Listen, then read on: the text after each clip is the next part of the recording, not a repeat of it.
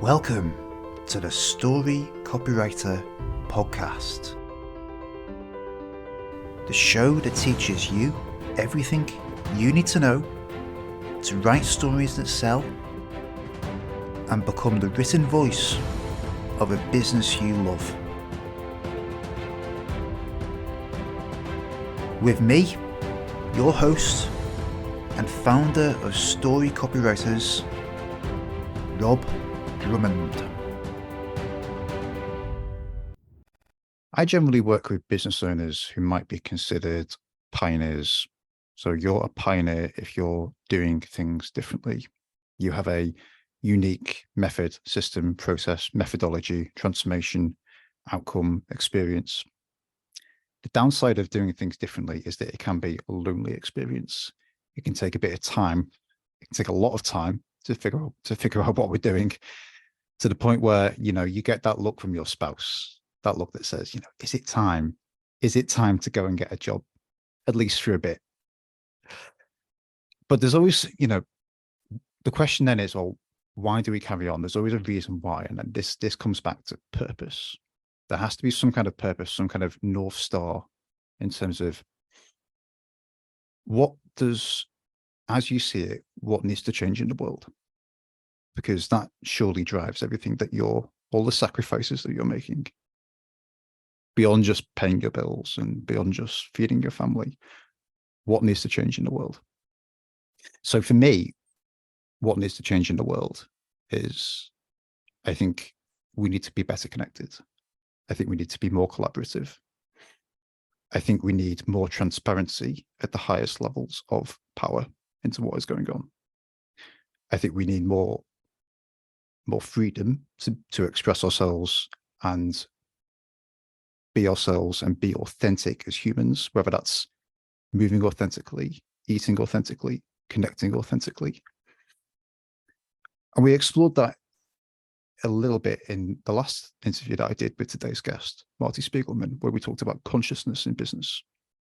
In short, I think we need greater consciousness. And Marti, perhaps we can start off by doing a bit of a recap of the last conversation. So before we kind of move on and examine storytelling, which is really today's topic, how would you describe consciousness? Consciousness, I like to think of consciousness the way indigenous people have always understood consciousness. And I also found a reflection of this beautiful understanding in the writings of Max Planck, who was a very famous physicist. Think of consciousness as an intelligence, as an intelligent force in the universe. And that intelligence, when it speaks, I'm using that metaphorically, when that intelligence speaks, all of the forces that move and bring electrons together and protons and neutrons, everything that makes an atom, those forces are on the move, creating those atoms and keeping the atoms together and helping them to combine into molecules and then into planets and then into jaguars and forests and so on. So the earliest human understanding, I think, is so beautiful that consciousness is an intelligence, and when it speaks, stuff comes into being. Yeah, and everywhere I've looked in indigenous cultures, there's an encoding of this understanding. There's a source intelligence. It's not necessarily a god, a thing, a human-like thing. It's an intelligence. And it speaks and stuff manifests. It's everywhere. And it's in physics, and it's in the science they call cosmometry. And I really think that that's what consciousness is, first and foremost. It expresses in everything. Everything has consciousness. But human consciousness is different.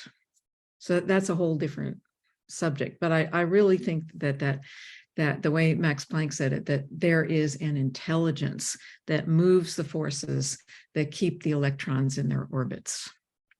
So it's a flow of energy and information throughout the universe that creates everything. I think this is also, to a degree, embedded in our language when we say things like, we can feel something in our bones. we feel it in our guts. And these are it's very rare that feeling is wrong. Exactly. I like to tell my students that everything inside us came from outside of us. And where does it come from? It comes from that flow of energy and information that is the big consciousness. We are informed moment to moment to moment. And the first way we pick up information is through our senses, through our kinesthetic sense, especially the ability to register energy. And then we have a thing called the inner knower. And if we're not thinking, we register the energy and information, and we know exactly what it is in that instant. And most people are very physically oriented. There's an energetic structure that we have that very few people know about. So most people will pick up this knowing in their bodies, and it comes in the belly center. And so we call it a gut sense. And we've unraveled scientifically all kinds of little connections in the body, but we've complicated the situation. We really do know through our senses first and foremost. And that's a big part of consciousness. You could think of consciousness as the human consciousness anyway, as our capacity for perception, which is to know the world through the senses. That's the original meaning of the word. And then our capacity for awareness, which is literally to be aware of what we've perceived. And if I have awareness shaking hands with my perceptual capacity, my sensing capacity, then I'm conscious. Then I'm really, really awake. And I think this idea of awareness and perception, I can't get beyond the fact that we perceive things as stories. Like, it's very difficult to talk about what you did today in any meaningful context, or to see anything from moment to moment as anything except a story. It's how we I do think it's how we experience things. Well, exactly. There's a lot of different ways to talk about this. The story, that modern word that we have, it's really a way of remembering and sharing via language of what's called a timing in South American cultures. There is a cycle of action. Something begins, it grows, things are discovered, knowledge is created. It creates so much momentum and so much knowledge that as that one cycle completes, there's another one that begins in that same moment. But it's the remembrance and embodying of each cycle of action. That's really what we call story. It's a way to remember.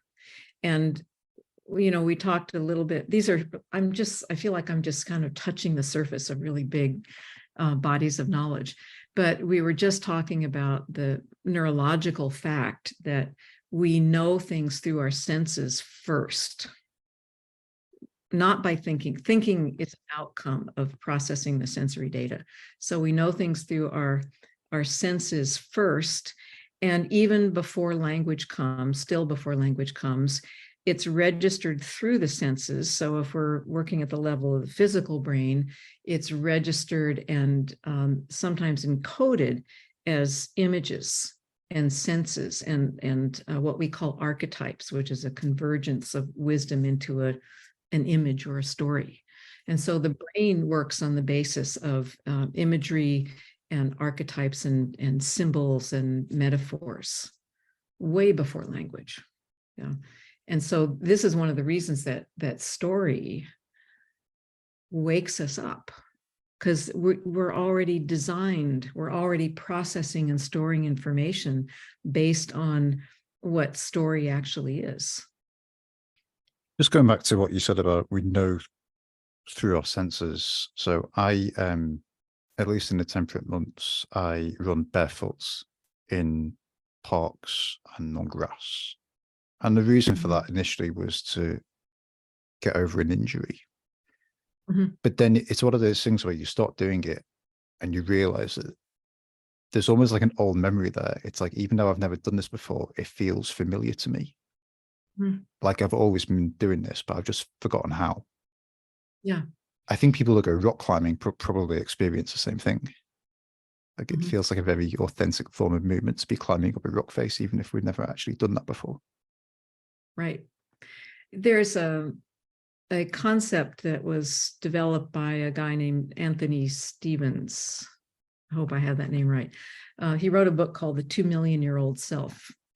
And the book is sort of about Jung's work, but really it's about the 2 million-year-old self that every human has.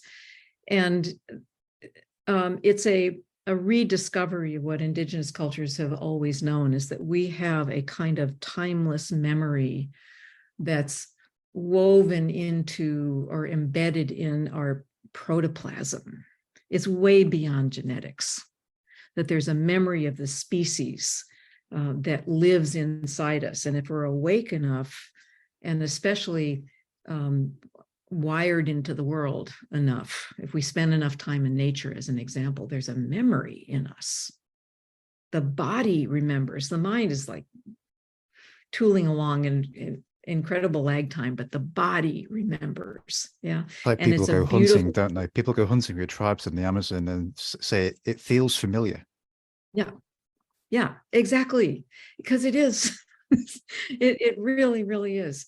And I wish, we think about if we could change anything in the world, I would love to spark this timeless memory in as many people as possible, because it's the part of us that knows all the stories. If you take an experience, maybe this is an exercise for modern people, take any day that you've lived and attempt to write a story about it, not a description blow by blow, but what if a person you met in the store becomes the archetypal great grandmother of the tribe, and the I don't know, the guy at the checkout counter becomes another person of the tribe? What is that story? What if you took all your experiences and put them into a metaphoric expression? You'd have a really different experience of your day and yourself in the world. Any given metaphor it's an embodiment of a tremendous amount of information. And if we feel it, that image and that shape and that energy, we know a lot more in that one instant than we could ever know trying to put it into a linear sentence. A recent guest on the podcast, it's called James Daniel, was saying that every great story actually contains some elements of the Three Billy Goats gruff. Mm-hmm. In terms of, you have the troll under the bridge, you have the green grass on the other side, you have the challenge on the way over, and outsmarting the troll in some sense. Mm-hmm. Well, that's a really beautiful statement, because I think one of the things that is really embedded in story over the ages is the sort of the instruction of how to keep growing and evolving. It's an instruction of how to bring things into being, whether it's a field of grain or a community or whatever, and how to keep that thing that you brought into being growing. And there will be challenges, and here's how you move through the challenges. And here's all the extra stuff you have for having moved through the challenge. And humans have always embodied tremendous amounts of knowledge in stories and metaphors. And I actually think the best stories teach us adaptability, because even though we're not literally going to go over the bridge with the troll under, it teaches us how to approach different problems. Exactly. Yeah, this was really the function. It's a way to remember what we've already discovered about thriving. Humans really used to focus completely on thriving and not on killing one another off. I mean, yes, we've always killed one another off. There have been surges of that, but human consciousness itself is on the move, creating states of fulfillment if it's not interfered with. And so the requirement that we remember how we thrived last year, so we can apply that this year and add to that knowledge, it's just required for staying alive. And so, yeah, this is a function of story. Absolutely. You mentioned archetypes earlier. And I wanted to explore that a little bit more. So one of the foundational principles of my work is building on what people like Christopher Booker have said, that there's only like really there's a single plot archetype across literature, across the stories that matter. There's really a single plot archetype that gets expressed multiple different ways. So the plot archetype is, it follows the structure of, you know, things go quite well, but the protagonist isn't yet behaving as themselves. They haven't changed yet. And then you have this period of pressure on the protagonist where it looks like the end is never going to come to pass. They're going to fail. The dark forces in the story are going to win, until you get to this moment of climax where the hero of the story realizes what it is that they need to realize. They change internally. I think the critique of this is that compared to real life, the focus is very much on a single individual to save the world or whatever. But it shines the light on how we can, pretty much what you said earlier, like how we can change and grow. And I think when I realized that, it kind of clicked in, like, why do I keep going back to storytelling in my work? And it's because of this facilitation, I think, of growth. I just wondered if what I just said kind of held true for you, if there's anything else we should say about that. Oh yeah, a lot. And again, you know, remembering my work stems from indigenous cultures, which I call original human culture. So all this wisdom, it's not somebody else's, it's humankind's wisdom. And the original understanding of archetype is that it is a body of knowledge or a repository of knowledge. And so the archetypes from indigenous cultures are not just human. You know, the archetypes represent regions of collective consciousness. So as an example, if we take the Andean, well, it's more South American cosmology, it's a common model of three stacked worlds. There's a lower world, there's this world, and there's something above us. And each of the worlds has a quote unquote archetype associated with it.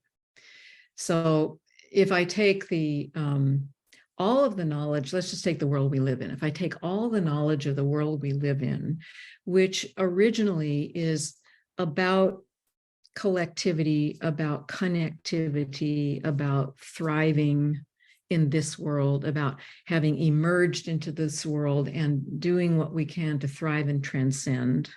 If I take all of that knowledge and I run it through my capacity to create images in my awareness, in my mind, if you want to work at that level, what will appear in my inner picture channel is the jaguar. And if I take all of the knowledge of the so-called world below me and I run it through my inner picture channel, what I get is something that looks like a snake or a serpent. I get this wavy thing. Yeah. And then if I go to the upper world and I take all of that knowledge and I run it through my inner picture channel, if I'm so skilled to be able to do that, what I get is some sort of raptor, condor in South America, eagle in North America, buzzards in the Himalayas. Every culture has something akin to these three archetypes. And the archetype is not a thing. It is the knowledge encoded in an image, because our human brains make these images. It's really stunning what we do. We're very good at recognizing an entire complex sphere of interrelated data bits, and it comes through as an image, and instantly you know everything. You know? In Central America, the Yaquis have an understanding of creator, and for them, it's the eagle. And they say quite literally in their writings, they say, if you could take everything that you know about creator and run it through your capacity to see images, you see this black eagle that is so tall you can't see its head. So the archetype that we have now, our modern understanding of archetype, a lot of this we owe to Jung, and I suppose it's very important because by the time Jung came along, we were quite over individualized. So in our Western stream of culture, the archetype has become human, the archetype of the grandmother, the grandfather, and and so on. And so we've forgotten what archetype actually is. And we also in Western culture have this, here's a story. Our so-called creation story is being exiled. We ate a piece of fruit, which we're supposed to do, but somebody else said it was wrong and we got kicked out. There's no other creation story on the planet where people get kicked out. No. And our creation story is where you get kicked out, we don't belong, we've been refused, and then we have to travel the world killing other things and battling and losing everything except, a scrap of our original ship, and we kind of float to shore after losing everything, and then we get to come back to where we started. That's our story. And there's a separateness between the animal kingdom and the human kingdom embedded in that story as well. Exactly. We have been separated from all the powers of nature that actually create us and the rest of the world. And so I believe that we're still looping in this story of exile. Other creation stories are stories that encode the processes of germinating a seed, so it blossoms into states of fulfillment and amplifies itself. And those stories of creation remind the people what to be in relationship with, remind the people the positive larger powers that they need to stay in relationship with, like the earth and the sun and the winds and the weathers and nature, and remind humans how to steward those relationships with larger powers so thriving not only continues but evolves. I have a nagging feeling that there's some kind of fractal arrangement here where civilizations as a whole have their kind of origin story, but then you operating as a purposeful business owner, you also have an origin story. Yes, exactly. And it's a very important thing to reflect on our own story, our own creation story. And it ought to include our sense of how we're connected into the larger world around us, even into the stars and the planets and the galaxy. How big is our experience of connectivity? And if I can reflect on that for myself, do I have a connection to the earth and to nature and to the sun, which some indigenous people call our local star, which I love? Yeah. Do I have a sense of the greater universe and how it might be feeding me or speaking me into being? And is the way I'm fed and created, is that the way my business is fed and created? Because my business is another microcosm of the whole thing. It's very difficult to see something when it's on the end of your nose, isn't it? Yeah. If I'm understanding you, I think that the Western story of exile, it's in our cultural field. And so we have experienced it. So in a sense, that story of getting kicked out of the garden, so to speak, it is every Western person's story. But larger consciousness says, okay, fine, that was a cycle of action or experience. Great, now evolve to the next one. And that, if we can really feel that, it's not about right or wrong, it's about accepting what has occurred, and we keep evolving. Yeah, we have a kind of mistaken idea. Another part of that story, the exile story, is you have to go back to where you started and make it right. And so this keeps us in this linear causal relationship to life. If this, then that. If I do all the work here, my business will thrive. And then there's, how come that didn't work for me? Yeah. But what if we say something like, that was chapter 1 of our larger story. What an experience. How much do I know about being cut off from my beginnings and having to struggle and compete. So only one person's left standing. I know so much. So when I come full circle, so to speak, I'm not going to repeat it. And I think maybe this is one danger of undervaluing your own story or thinking that it isn't relevant or useful. Yeah, exactly. So this is very interesting because we're so hyper individuated, and yet we've been taught to not value our own story. I think this is a big value you bring to people. That's really extraordinary, because our own It's story, probably the biggest factor of pushback I get for people who need to who to me clearly need to share their story because it builds trust and people resonate with it, but they don't. There's an unwillingness to share it. It's probably the biggest factor. exactly. Yeah. I have myself struggled with that. And there initially, when presented with the opportunity to share our story, I think people are responding emotionally.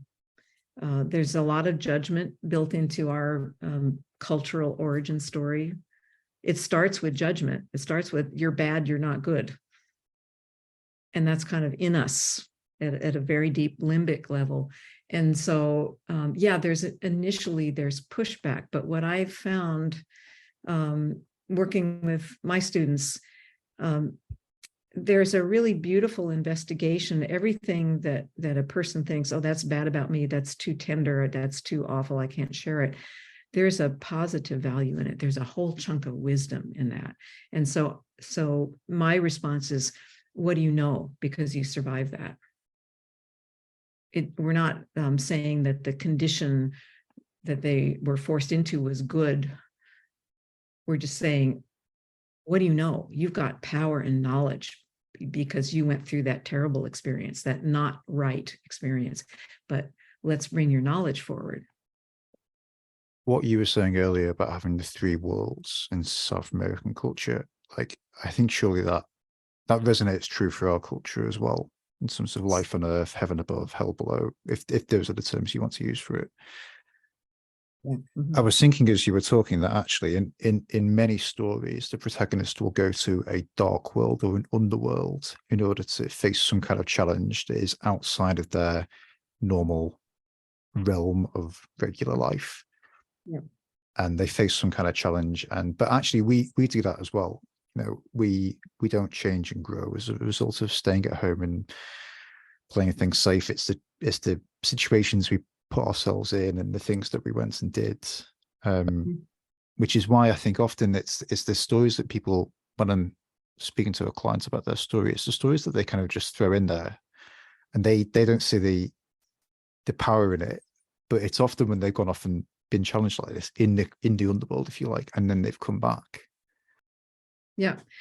Well, it's very interesting about this business about hell below us. The original understanding of those three words, hell doesn't exist. The world below is where energy and information converges into seeds with enough momentum running through the seeds that germination takes a trajectory and it emerges into the world we live in, and it comes through somebody as a moving along their path.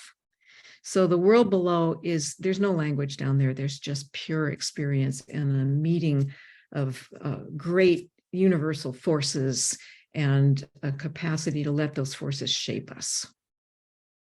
It was the Spaniards, the conquistadors, who came to South America and didn't understand the three worlds. The Spaniards said, oh, they must mean hell. And they completely got it wrong. And it was only our religions that brought forward that there's a really bad place you're going to go if you're really bad. It was such a Western culture is based on this good or bad, and you can't, it's one or the other. That's a long sidebar. But originally, you have to be able to make relationship with powers bigger than yourself. And we still in the Western culture call that dark and deep, and it's still scary to us. But this is part of consciousness. Think of a seed in the ground. Yeah, you plant it deep. It's got the weight of the earth on it. It's dark in there. And what does it have to do? It has to fling off its own husk. That's the beginning of germination. Yeah. And the only way it will fling off its husk is if it gets struck by a couple of photons that come right through the earth and go blam. You have to get struck by lightning in the deep, dark place where you're under pressure. And everything in nature goes through that. Everything. Mm. Yeah. You gave an example in our last conversation. I think you were sitting in Pisac in Peru, and you had this moment of realization about the role of consciousness in business. Like, surely that was one of those moments. Yes, it was one of those moments. Absolutely, it was one of those moments. Yeah. Yeah. Yeah. And that must happen to all of us. Like, I don't know how often, but at least spend the time if we're perceptive to it. It does happen to all of us. Absolutely. And most of the time, people will just shove it away as that was a bad day. Or they get a brilliant idea and their inner doubter comes in and says, that can't be right. And these are all habitual responses, habitual thinking patterns, emotional reaction patterns that we have when we get too inner directed. I call it being self-referential. When everything's about us and we're not well connected outwardly, we don't recognize the downloads for what they are. And, you know, one of the things that I really emphasize with people who work with me is, you know, we have a lot of emotional stress because of the way our culture has developed. And in many cases, really good psychotherapy really, really helps people. But there's a level that I call technical that really needs to be addressed. And so I make this big distinction with people who work with me. I say that if you would just get yourself out into nature, and if you live in the middle of the city, go stand in a sunbeam or stand in the rain or stand in stiff wind. I don't care what it is. Get yourself out into nature, feel the earth and feel another power and just experience it. Do not think. Experience it, don't think. Experience it, don't think. And what we're doing is training awareness to get off of the ego structure out into the world. And the more we do that, the more that memory we were talking about, that 2 million-year-old self-memory starts to wake up. And it starts to balance out the emotional reactivity that we have when we're separated from that connection. So it's like two parallel pathways, and you're walking both of them at once. And one of them, you're just playing with nature. You're experiencing nature and teaching yourself to stop thinking and just feel and see and smell and taste and all your senses. And this sensory pathway doesn't intersect the everyday experiences. They don't cross over. There's any reasoning or explanation. You just play in nature a little bit, and this pathway that you walk every day in life starts to change. And we start to change, and everything changes. Yeah. When I go barefoot running, someone asked me recently, you know, how far do I run? Do I kind of measure it? And the answer basically is no. I just run for the experience of running and the connection with my feet on the floor. And I just run until I don't feel like it anymore. Yes. But my attention, I think, is on my internally, at least, I think my attention is on my feet and on my lungs or on my breath. There is some attention. There is quite a lot of attention outwards normally, because I want to make sure I don't want to step in anything sharp. Right. I was talking with someone recently that I was saying that, like, when I go running, my attention is more internal. It's more on my feet and my lungs. When I go walking, my attention is more outwards as to the things that I'm walking past. But I've never regretted going on a long walk because of that experience. Right. Yeah. Well, you know, I'm a runner too, and I'm like you. I don't measure anything. If we measure too much, we get stuck in a very limited layer of consciousness. It's more about the total experience. And there's something about both running and walking that's really quite extraordinary. And this is putting attention to the earth, feeling the earth supporting us, feeling the earth giving us energy, feeling the earth actually carrying us. And you can do that running or walking, and it's really quite extraordinary. I think for most people, it's easier to do this walking. When we're running, we're doing a lot of other things. But I like to remember to extend my awareness into the earth while I'm running, because the earth carries me. It's really quite lovely. And there's a little beautiful, this is an ancient exercise, but it is really quite wonderful, where you, on your walk, I do this walking because I think it's safer. But, you know, if we walk down a path in the forest, and our usual experience is we are walking through the forest.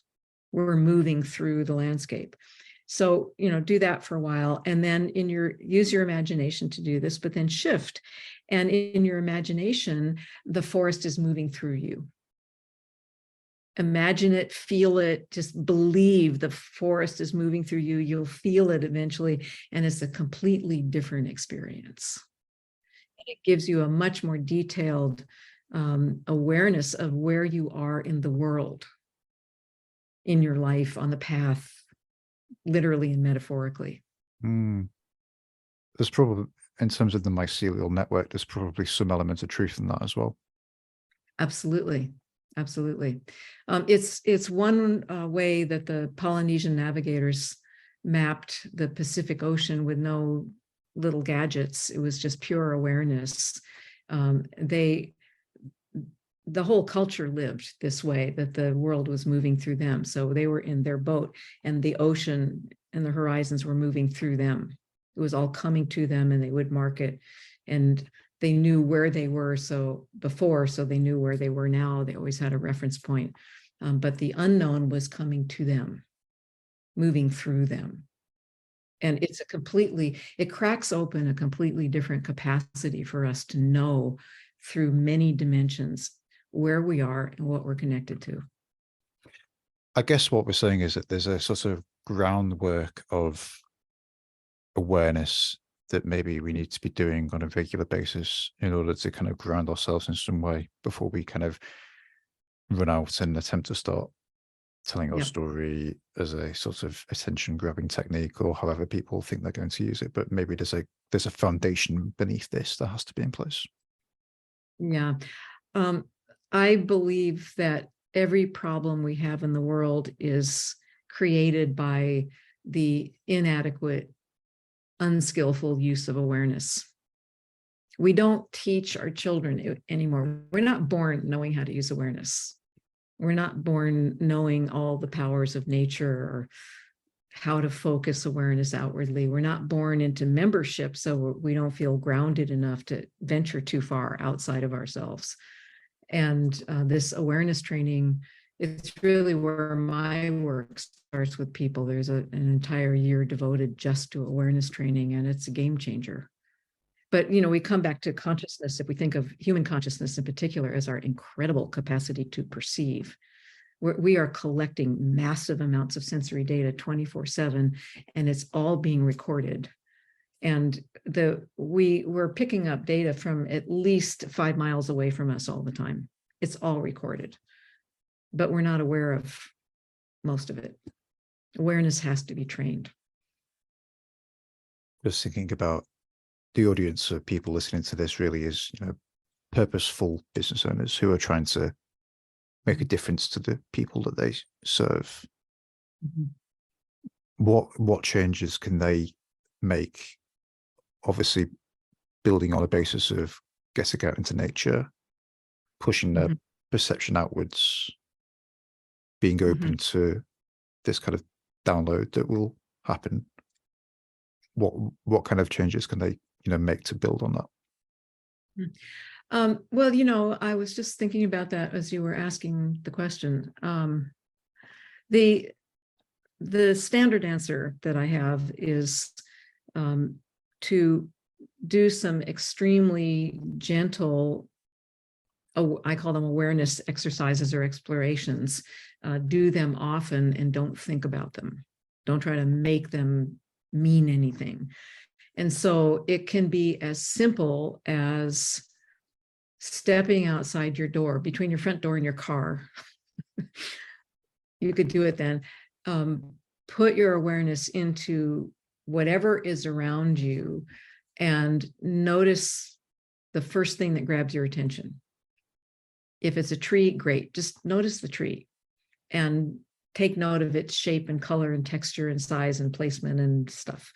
If it's another building, fine. Notice the building, because the building has energy too. If something, a structure, just take note of how big it is and what shape it is and what the materials are and the colors, and if you could get the scent of the building, what does it smell like? Yeah, so these tiny, or notice, let's say you notice the color green. Can you find 9 other colors of green, 9 other shades of green in that moment? And close your eyes, and how many of those shades can you remember? Tiny little things. Or in a moment, maybe you're standing waiting for an elevator. How many sounds can you hear behind you? You know, or when you're walking, even if you're in a city, walking down the street, with every step, feel the earth underneath the concrete. It's almost like we're proactively turning down the mental chatter. You bet. You bet. Yeah. If that mental chatter is going on, we have no access to our sensing intelligence. If we're thinking, we're not sensing. And if we're sensing, we don't need to think. Yeah.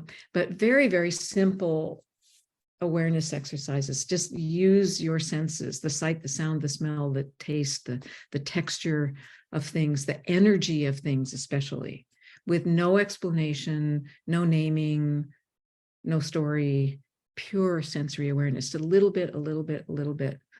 And then track how you change, because it will change you. Yeah. So yeah, you're right. This turning off the mental chatter is primary. And you can't do it by forcing it.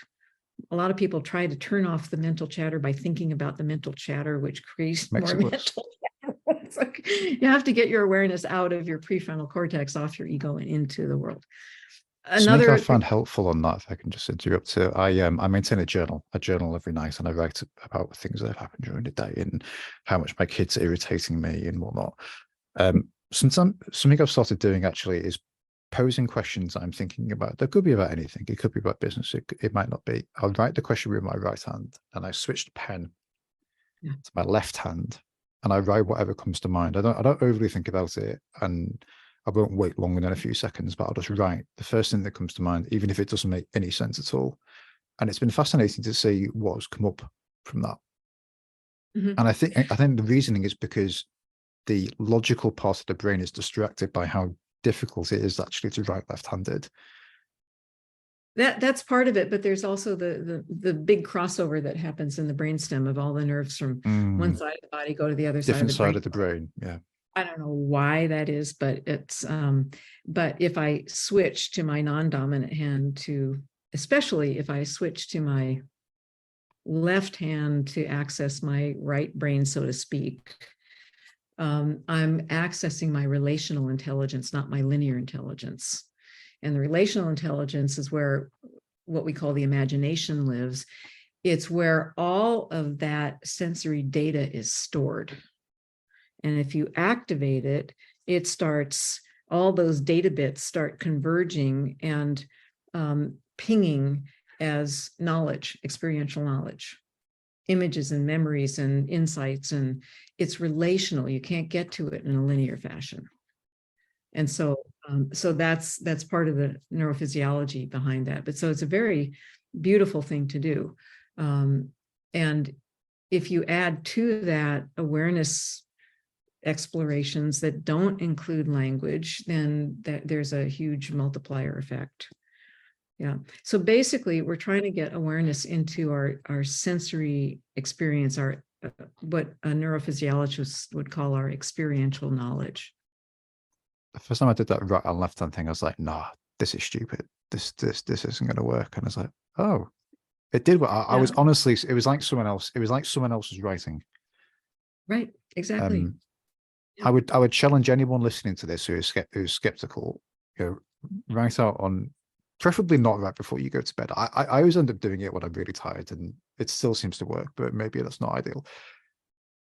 But It's write out, fine. write out something like, what story should I share with my audience that is going to resonate the best with them, and then write out the answer with the left hand and see what comes to mind. Exactly. Yeah. It's also, in terms of neurophysiology, it's something called breaking the set. You're not using the habituated neuronal pathways.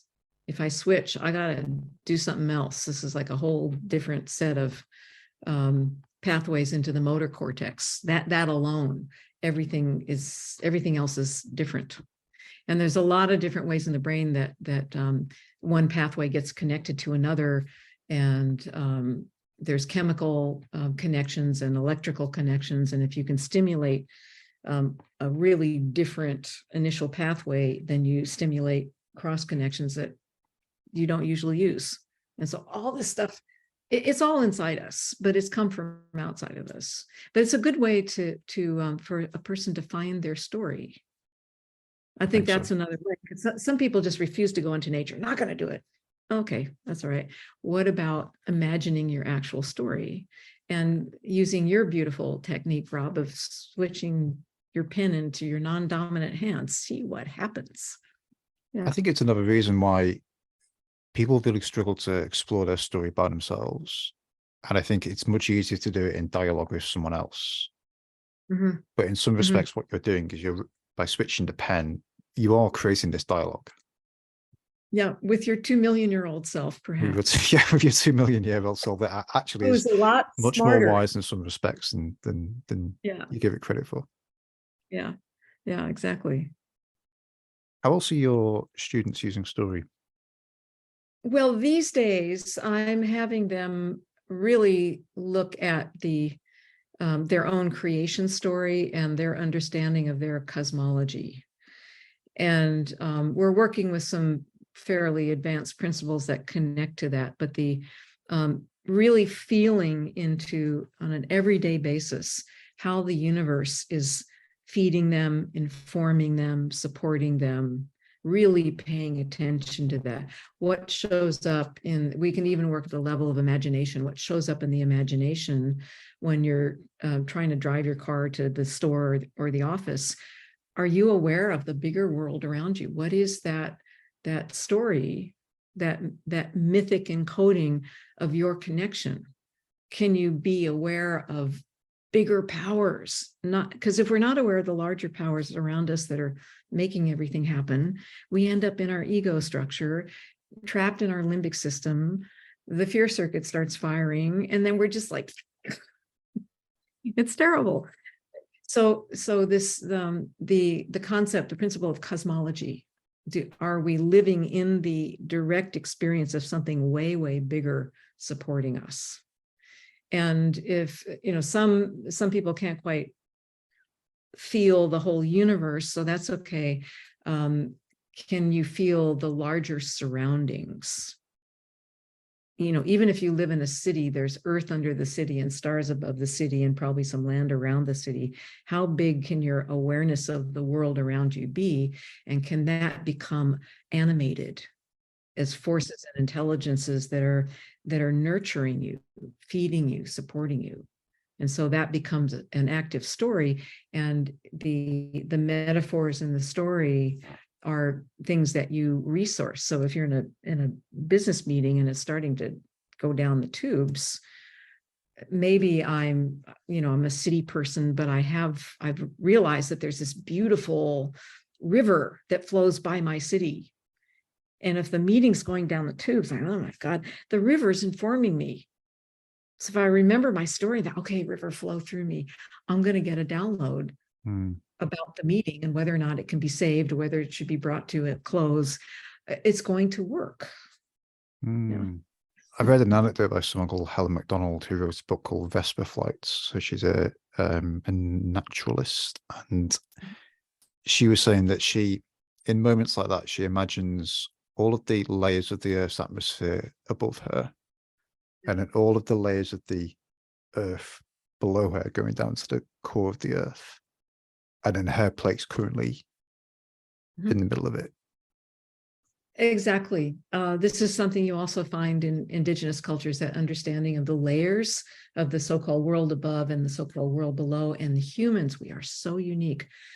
Through humans, those layers of consciousness and power and beauty converge, and they're supposed to express through humankind. So we're here to be conduits for that convergence and creative expression. We're here to steward that and be conduits for it. And that's not going to happen until we're connected to those layers. Yeah. We're pretty much at the end of our time, Marti. Oh, not again. Not again. We'll have to get you back for part 3. Oh, please. I would be so honored. How can people learn more about your course and your work, and how can people get in touch? They can get in touch by emailing me directly at Marti Spiegelman at mac.com. Marti with an I, and Spiegelman with a good German spelling, S-P-I-E-G-E-L, right? Phonetic. Yep. So feel free to email me directly with questions. On gumroad.com, I have online courses. There's in particular the Introduction to Precision Consciousness, available on gumroad.com. It's a wonderful kind of easy listening course in the principles of consciousness, with lots of exercises like we've been talking about today, easy things people can do, and ways to track the outcomes of that. So my websites are under reconstruction. So there are websites you'll find under my name, but the best ways, I think, are the Precision Consciousness Intro course and just talking to me directly. Perfect. Yeah. What sort of price point is the course? The course is it's an 11-hour course with some extra handouts. It's set at $295 US. US. Perfect. Yeah. Okay. Well, I will find that, and I will link to it in the show notes for anyone who is interested in learning more. Great. Terrific. Thank you so much. Great. Well, thank you again for coming on, and yeah, I will have a think about what we need to talk about in part 3. Oh, I can't wait, Rob. Thank you so much. Beautiful. Thanks, Marti. If you've enjoyed this episode of the Story Copywriter podcast, you'll want to make sure you're on my email list. When you sign up at storycopywriters.com/podcast, I'll also send you my 7-day storytelling crash course free by email. Please also make sure you've got a copy of my simple story selling book, which is available from Amazon in paperback and Kindle formats. Thanks for listening, and I'll talk to you next time.